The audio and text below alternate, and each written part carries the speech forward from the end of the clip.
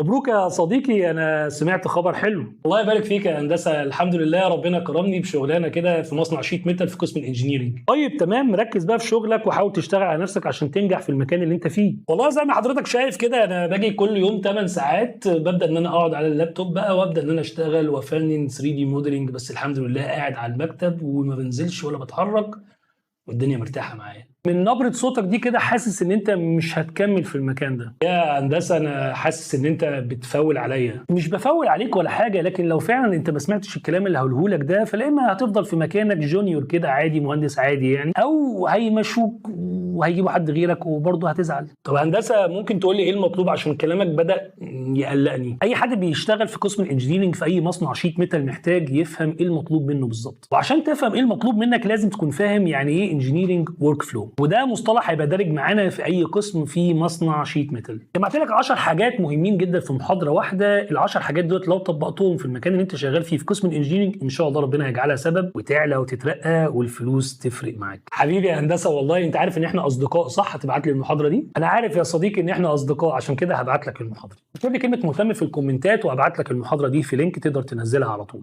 ولو انت عندك اي استفسار ابعت لي على اي بلاتفورم، يوتيوب، لينكد ان، فيسبوك، ايا كان، وان شاء الله استناني في الفيديو اللي جاي.